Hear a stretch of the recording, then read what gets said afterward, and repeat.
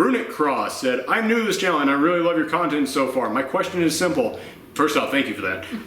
Using the current cast and settings with the established universe in Man of Steel, what would you have done differently with the plot of Batman vs. Superman? I basically answered that. I did some pretty different stuff. I did some stuff that couldn't exist with the cast and the universe that we had, but my answer would be so close that I hope you understand. I'm gonna skip that one because it's like, yeah, I got pretty close to what you're. A lot of people are asking you, like, what would you do differently? Bruce Clark, who always makes me laugh when I see that name pop up. What would you have done differently with Batman and Superman? And do you think that a solo Batman film before this could have helped this movie succeed? If that solo Batman film was good. Because if it was good, then you would have set up his whole universe. But at the same time, I've kind of always been under that impression that a lot of people were like, oh, they're trying so hard to catch up to Marvel so quickly. And I was always one of those guys out there saying, is like, they don't really need to try to catch up to Marvel, because with Marvel, no one knew who Iron Man was. No one knew who Captain America was. No one knew who Thor was. They vaguely knew the Hulk. But when it comes to the Justice League, everyone knows Batman, everyone knows Superman, everybody knows Wonder Woman. Aquaman, they might know him as a joke, but they know him. Flash is a very popular TV series. The only person who people didn't know 10 years ago was Green Lantern, then they gave him that crappy movie, and now people know who he is. Like, so I was one of those guys who was like, you don't need a Batman film to set up Batman vs. Superman, because people already know Batman. You just need a little bit in this film to set up who this specific Batman is. But I was one of those guys out there who was like, just go straight to Justice League. Just have your very first film be Justice League, and then from there give everybody solo films. So yeah, I don't think that giving Batman a solo film would have done that. I think that introducing him in this was fine, and I'm now actually excited to see the Batman film. Let's see. Waru Crook, do you think that Batman only had one Robin in this movie? I kind of talked about that one earlier with the Red Hood theory. I don't know. I hope that he didn't only have one, because I want to see Dick Grayson pop up, and I don't want Dick Grayson to be the one that died. But knowing the way that dude bros feel about Dick Grayson, because for some reason dude bros hate Dick Grayson, and Zack Snyder is a total dude bro, I can see them killing him off. So I hope that he had more than one. Let's see. Someone asked if this video was a joke. Yes, it was. This was great. You're an idiot, says Resell Living. Takes all kinds. Thanks for calling. Anyway, April Fool's joke. I haven't seen this movie, and I'm not planning to after hearing all the reviews, but I still have a question for you about this movie. This comes from Sane, S-A-I-N-E 1999611. Okay. Do you think the reason this movie is bad is because DC rushed it to compete with Civil War? If the writers had been given enough time to put actual effort into the script and capturing the characters, would have been a good movie? I don't think so, simply because everybody forgets this film was supposed to come out 6 months ago, but it got delayed because Ben Affleck hurt himself on the set, so they delayed it a couple months. If they needed more time to work on the script, I think that would have given it to them, so I don't think it's because of that. So that was a pretty easy one to answer. Lagundo 991, this is why you're my favorite YouTuber. Thank you. I love you, Thorgi. I love you too. David Colucci, I'm terrible with names. Again, apologize everybody. So sorry. What other characters would you have put in this movie? I kind of think they put too many characters in here to begin with. I don't know. Yeah, that's the thing. It's like the title of the movie is Batman vs. Superman, therefore it should be focused on them. Yeah. Yet it didn't really focus on that much. And also, I kind of answered this when that guy asked me, "What would you have done with the Batman vs. Superman movie?" Like, yeah, I would have included all their minor characters in there just to give them that sense of a world around them. Let's see. More compliments from people. Thank you very much. Another one from Rory Crook. How did Lex Luthor know that Bruce Wayne was Batman, and should it be a deleted scene? I have no clue. I'll be totally honest with you. I don't think there is a deleted scene for that. I honestly just think that Zack Snyder was like, yeah, and he egged Batman on by sending him these things, and he never once stopped to think in his mind, no, he sent Bruce Wayne these things. That means he knows Bruce Wayne is Batman. Because if you ever listen to Zack Snyder in an interview, that dude never thinks any of this stuff through. Like the destruction of Metropolis, whenever people asked him about that originally, he said, what? No, people didn't die in that. What are you talking about? And then it was like 3 months later, he was like, oh, that's all planned. That's for the sequel. It's like, shut up. No, it wasn't. You just didn't think this through. Mr. Bread, you almost got me with this one. Almost, thank you. Sheldon Barnes, brilliant review. Absolutely. I didn't get the sarcasm until partway through. Okay. Let's see. Lily Bennell? Okay. Nice. My concern with Batman vs. Superman is that the dark tone could have worked. I don't want DC turning into Marvel, but I did want some levity in the movie. I like Saving Private Ryan and Platoon, despite those films bumming me out, but because some of the characters were interesting, I was invested. The whole cast can be dour. Sorry, again, terrible vision. The whole cast can be dour. Just give me something about them to root for or sympathize with. Thank you. Yes, to all those people out there who's like, oh, you just wanted this to be jokey like the Marvel films. Lily just said it. You can make this dark, but there's a difference between dark and flat. That is one of my biggest problems with Zack Snyder, is that he thinks having people take huge pauses in between everything they say and speaking in monotone while staring off into the distance means serious. No, it doesn't. It means you don't know how people interact. 420 Guilty Spark. We are racing through these. I've only got a few more left. I might be able to do this. 420 Guilty Spark. What are your thoughts on the possibility of Warner Brothers going the Injustice route with a new... No, don't do it. Yes, that's what everybody's saying, is that because we saw Superman as a villain in that future thing, and then he says, you took Lois from me, and then Flash comes back and says, you have to save Lois, she's the key to all this. It's that they're saying that the Justice League movie is going to also be the Injustice video game movie in which Superman is evil, and he's now mad because Lois Lane died. We are not invested in this guy. We aren't. In the first movie, it was nothing but him trying to figure out who he is, and then he doesn't decide. In this film, we get zero connection with him. And that was one of my big problems with him dying at the end of the film, is like, we got no connection to this guy. I do not care if he dies, because I haven't seen him really do squat, aside from that one montage. And like I said, in that one, it was shot so flatly, I didn't get a connection to this character. Once again, Lily summed everything up perfectly.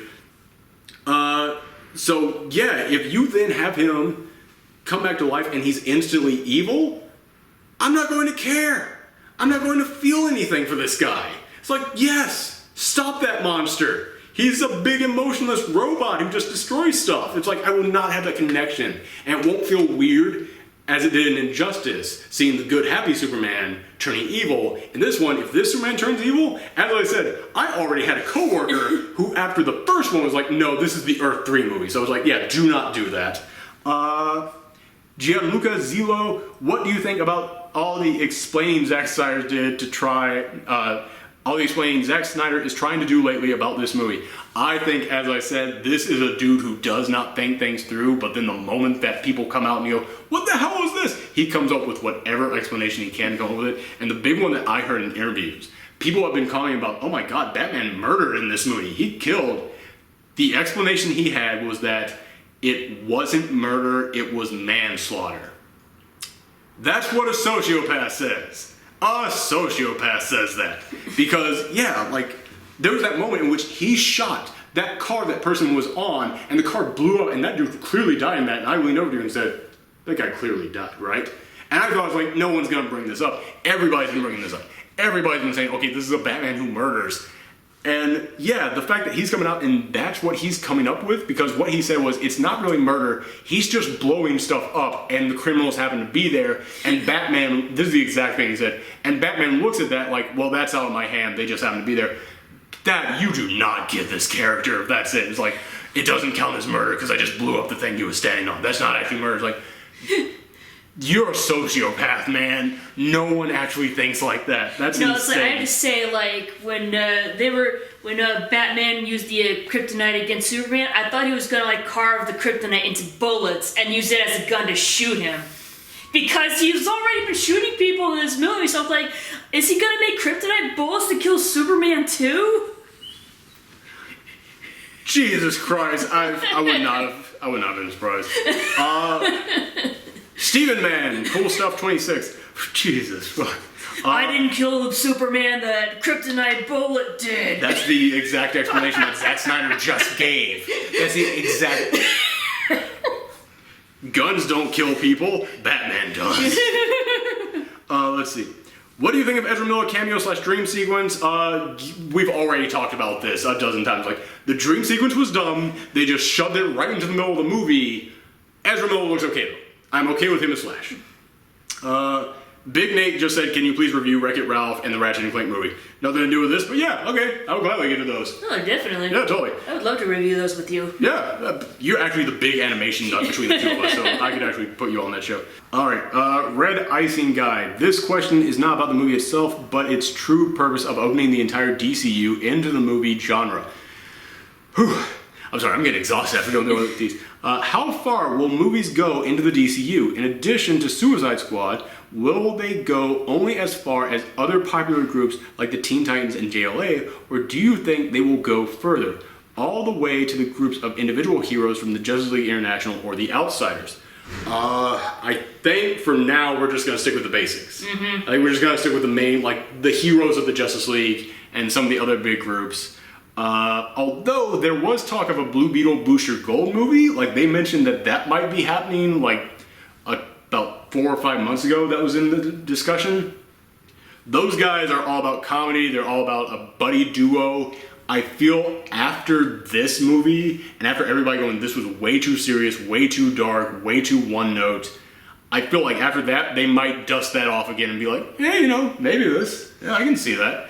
But here's the thing about the superhero movies in general, and this is kind of my problem also whenever people go, how come this character doesn't have a movie? How come this character doesn't have a movie? How come this character doesn't have a movie? It's because these movies cost about $200 to $300 million to make, and they take about 2 years to make. Movies need to start going the route more of like the Daredevil film, not Daredevil, Deadpool, because that thing cost like $60 million to make. Took them way less time to actually get out there. It was not some big epic, I have to save the whole universe. It was more like, I have to do this one thing, and it was just one person's mission. If you gave us way more stuff like that, they could actually get out there more characters with a larger variety, so you weren't just telling the same story over and over again, and it wouldn't cost as much, so you actually could put out there more. When you start doing that, then we can get into the more specific characters. I don't think Hollywood's going to do that anytime soon. However, after the success of Deadpool, it might happen. That is one of the lessons that they should take away from that. Let's see. I have only got like 5 more. We're actually going to be able to do this. Okay. Annoyed Michael said, in your review of Batman vs. Superman, you said that, quote, if you had a problem with Marvel Studios shoehorning scenes that are only there to set up other films, then you have no excuse for not having a problem with what Batman vs. Superman is doing the same thing. That wasn't the exact quote, but it's basically what I said. My question for you is then, why does it seem that many people are okay with Marvel setting up other films, but it's not okay with other non-Marvel doing the same thing? That is an excellent question, because it's something that a lot of people also have been saying. It's like, well, why is it okay for Marvel to set up their future films, but you have a problem with DC doing it? So I think it's because of what you said before. It's like people don't really know the Marvel characters as well as the DC characters. There's part of that, but the main reason why is because people do have a problem with Marvel doing it when they don't do it well. 90% of the time, Marvel does it well, and people applaud that. The other 10% of the time, they don't do it well, and they do just shoehorn it right into the middle of the movie, and people complain. Remember Iron Man 2? Oh, yes. The middle of that movie is just an ad for the Avengers. They stop the entire movie so that they can go, oh, your secretary, she's actually another member of the Avengers. Not Sam Wilson, that was terrible of me. Samuel L. Jackson just gonna come in here as Nick Fury out of nowhere to give you this magic miracle cure. There's Captain America's shield. It's like they stopped the entire movie, and people complain about that so much. That's what they did in this film. People didn't complain in Man of Steel when you saw Wayne Tech written on the side of a satellite, because that was a really very subtle setup. This one, they literally stopped the middle of the movie to show you trailers for the upcoming characters. It's like, no, dude, you stopped this movie just to set that up. People, or Age of Ultron, if you want to go with a really recent one, the answer they get for the Infinity Gems, they just stop the whole movie to introduce that. Or they give Thor a dream sequence out of nowhere where it just sets up Ragnarok, his next film. It's like, yeah, you did the exact thing there that they did in this, and people were not really okay with that. But I think that even now people are a little bit more okay with Marvel doing a bad job of setting things up, because they've had so much time to set things up. Like, it's been running and running and running from one thing to the next over and over again. So I think people have gotten used to it. Whereas this film, they were still setting things up. And then while in the process of setting things up, they stopped the movie to set up future things. But even like the references I'm pointing to from Marvel, it's nothing compared to this. Like, there's a guy I follow on YouTube, you've probably all heard of him, Black Nerd Comedy. He summed this up the best, which is that his review of Batman vs. Superman was, Batman vs. Superman is great. Dawn of Justice is great. Batman vs. Superman, Dawn of Justice is crap. Because he says, like, no, do not shove those things in there. If you want to make a movie that sets up the Justice League, make a movie setting up the Justice League. If you want to make a movie about Batman vs. Superman, make a movie about Batman vs. Superman. The problem, and the reason why people complain about so much in this one, is because, yeah, you've got Wonder Woman in there, and we answered that earlier in this same episode. Wonder Woman is pretty much there just to go, hi, I'm going to be in Justice League, which is basically what they did with Black Widow in Iron Man 2, except they set her up way more subtly, and people still had a problem with it. This one isn't nearly as subtle, so yeah, people are going to have more of a problem with it. And also the other reason why is because DC is refusing to do after credits sequences, and Christopher Nolan came out and said, we don't do that because his exact quote was, a real movie wouldn't do that. Shut up. Shut up with your face. That is, oh God. I'm sorry, but that makes me angry when he says that. It's like, what do you mean a real movie? I'm sorry, but did you see the thing that you just put your title on that came out? That is way less of a real movie. But it's like, yeah, they don't want to do after credit scenes because they feel like that's too fun and too goofy. And honestly, like, I have a huge problem with how they just stopped this whole movie to put a trailer for each of their other movies in there. If that had come at the end of all this, after we had gotten a full movie on its own, just this fully tight movie by itself, and then the moment that those credits start to roll, that's the end of the movie. You just saw the end of the movie, congratulations, and then you sit there, and then you get the teaser, the little bit of the extra stuff in there. Great. It's kind of like, think of the teasers as a cupcake. Cupcakes are great. And if you want to have a cupcake after your dinner, that's awesome. But if you come in while I'm having a steak dinner and you slap a cupcake down on top of it, it's like, what the fudge is this? This is dumb. No, I'm not eating that. Yeah, that's what the problem is with it. And yeah, the way that Marvel does it, even when they do it in the middle of their movies, aside from Iron Man 2 and Age of Ultron, all the other times that they set up their other movies, it's like in Ant-Man where they go, there's a kid who can climb on walls. Cool, that was a small thing. Or when they come in and go, or like in Winter Soldier, where just out of nowhere they're mentioning the people who could be a threat to S.H.I.E.L.D., which is part of the storyline of that movie, and they very quickly go, Stephen Strange. Great. It's like, that's not a cupcake being slapped down on my meal. That is a quick little sprinkle of sugar, of brown sugar that gives it a little bit of an extra flavor. Great. Okay, that's what the problem is that they stopped the whole movie to do it. And when Marvel stops the whole movie to do it, people do actually complain about Marvel just doesn't do it nearly as much, so you don't notice it. Basically, don't do teasers in the middle of the movie, do hints. Yes, oh, that's a good way to put it, yeah. Like think about Winter Soldier, like I just mentioned the Stephen Strange thing, but you remember at the end of Winter Soldier, after the credits, the after credit scene, where you just see Scarlet Witch and Quicksilver in there, and some strange, vague German guy in there working with Hydra, and he's got Loki's staff in there. And it was like, okay, that's setting up Age of Ultron. Imagine if that scene out of nowhere was in the middle of the movie. You would have gone, what the fuck? And that's what the problem was. Okay, very quickly, almost done. Someone just said, I watched it.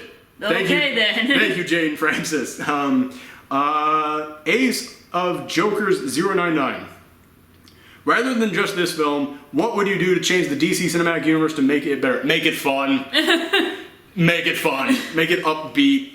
Don't recast Henry Cavill. Give Superman lines of dialogue. Do not have a guy who is, like, just believes that you should only do good things to other people if it gets you something in return. Don't have him write the Justice League. Yeah, all these things. It doesn't seem to have the spark that the Marvel Cinematic Universe does. I love DC just as much as Marvel, and it's sad to see them do so poorly at something that by now they should have some sort of a good grasp on.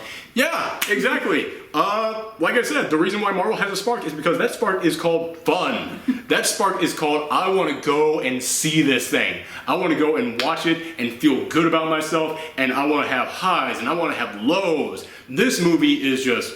flatline. Yeah, exactly. It is one tone throughout the entire film. That is it. It's one tone throughout the entire film. Doomsday fight. That's it.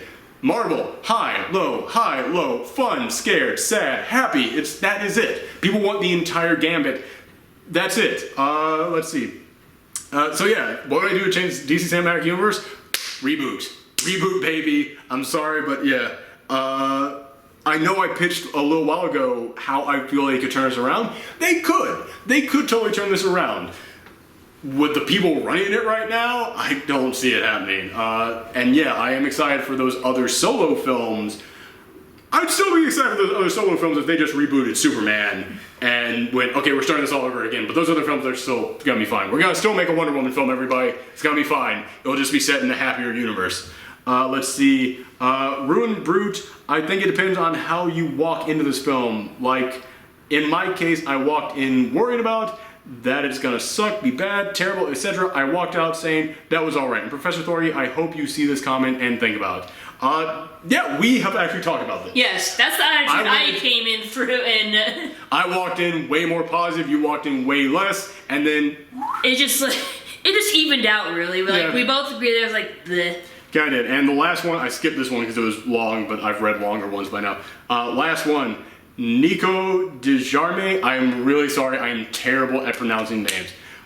This is what I can tell about Snyder's movies. 300, Watchmen, Man of Steel, even Batman vs. Superman. The first time you watched the film, you felt like, meh. But the more you watch it, you're going to say, hey, that was good.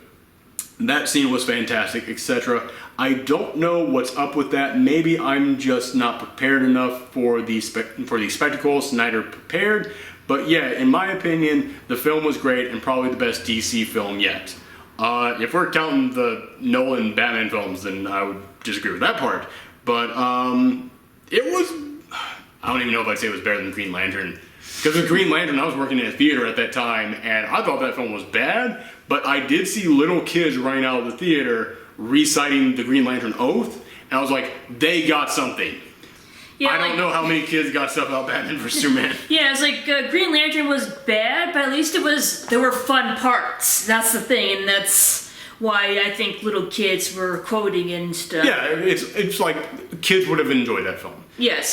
This film... I don't know if kids would have enjoyed Batman vs. When I saw Man of Steel, the kids in that audience I literally heard saying, that was boring when they were walking out. Oh no, I've never told this story. I've never told this story. You know the story. Yes, I do. This is the moment that made me say, fuck Man of Steel. It really did, because I was sitting there like, it was whatever. Like, I was very like, whatever. It's fine. I guess it's fine. The moment in which he snapped Zod's neck, the audience went, and then just was dead silent, except I heard from down the row, I heard, Daddy, what did Superman just do? And I turned and looked, and there was a little girl like this big, sitting on her father's lap, hugging a giant pink stuffed dog, and I went, fuck this movie. Fuck this movie for what it...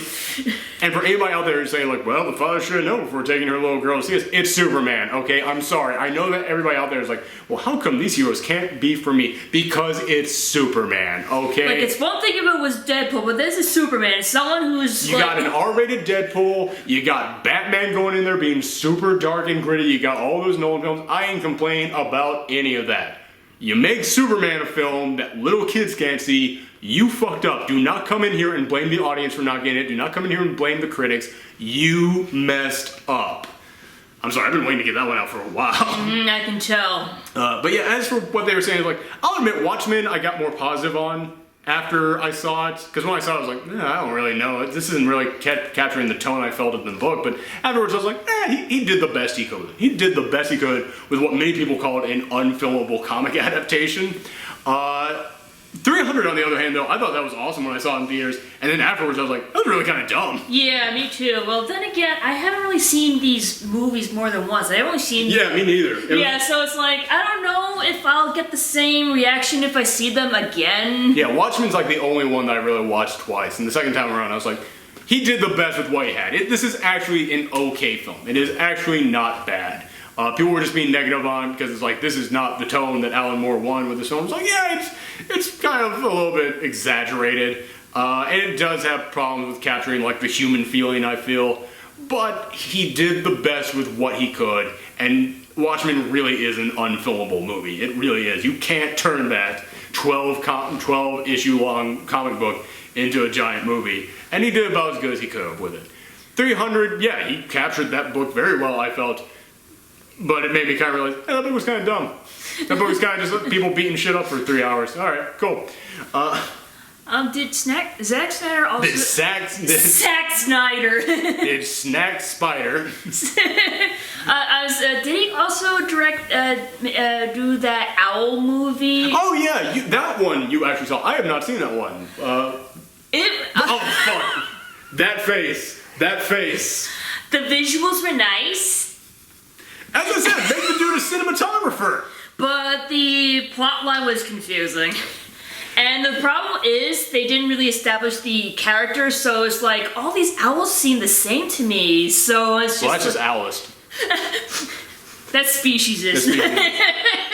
But yeah, once again, it's like, if Superman was not dressed in blue and red, and Batman was not dressed in black and gray, these guys are really similar throughout this film. It's like, yeah, you don't really set up, like... Although, again, now that I know that he's an Ayn Rand nut, I'm just saying, it's like, was there some kind of a weird class system in the Owl Society in which, like, the government owls were coming in here and trying to say, like, you must help the poor owls? I don't know. It's been a while, but, like, since I've seen... The more I think about it, the more I don't even want him to do Street Fighter after thinking about that. I do not want to see M. Bison Shrugged. I don't want to see that film. Maybe that's what Shadowloo really is. It's this society that John Galt came in and built at the end of Atlas Shrugged. Nobody out there is getting any of the stuff I'm talking about, but go and watch the Atlas Shrugged movies on Netflix. They are hilariously stupid and accurate representations of what's going on in Zack Snyder's head. I know I just lost several fans because I know I lost several people who are big time fans of Ayn Rand. Sorry? By the way, speaking of pissing off fans, one thing that this is the thing that I have to close out this Batman v Superman discussion on. It's the thing I have to end this on, which is that I was so worried about making a negative review of this, because every time that I talk smack about Man of Steel, people would come in and they'd be very negative and very aggressive at me, and I could actually watch my subscriber count just plummet from it. I've had a lot of people come to me and say that they like the film online. They were all very positive about it. They were like, hey man, I get what you're saying. I just liked it. You know, that's just me. I was like, that's the reaction we need. It's like, I should be with how aggressive I am being about this film, I should be the asshole in this situation.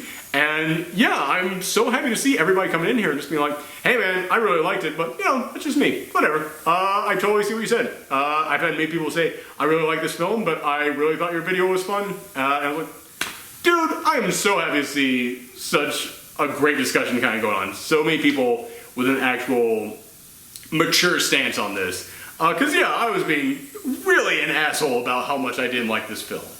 And as I said, I know people out there who did like it, like personally. This is not a film that is so bad that if I find someone who likes it, I'm going to be like, what the fuck is wrong with you? Like, if anybody liked Fantastic Four, the one that just came out, yeah, I'm going to have to call bullshit on that. But if you like this film, it's like, okay, fine. As long as you can look at it and understand the problems. Like, if you're coming in here saying, oh, this movie was perfect and it's just Marvel fanboys are angry, then you're being an asshole. But if you're coming in here and it's like, I like this film, but I see people's complaints, but I still enjoyed it. Cool. That's all I'm asking. And that's what everybody seems to be doing. So, thank you guys. And that is it. We are never mentioning this film again. I have one skit about it at the beginning of next week's review. That's it. After that, we are never bringing this up again. So thank you guys. I ain't even going to ask you guys any questions for the comments because I'm so tired after talking so long. Follow me on Tumblr and Twitter. Thank you very much. Batman v Superman is done. Bye, everyone. Hey everybody, it's me, Aaron. You should know me by now. You've just watched 3 videos in a row starring me. What's that? This is the first video that you watched? But it says part 3 there, silly. Well, if you want to see part 1, it's up there in the top left corner. And if you want to see part 2, it's up there in the top right corner. And also, in case somehow you watched all 3 of those videos in a row, but you still missed the review that I gave for this movie, it's down there in the bottom left corner. And if you want to hear the spoiler talk, because it's been 2 weeks and let's face it, everybody's seen this movie by now, it's in the bottom right corner. Thank you guys very much, and this was the very first ever Q&A session that we ever did. If you liked it, let me know in the comments down below. This is a brand new thing we're trying, so if you want to see us try it again, let me know that.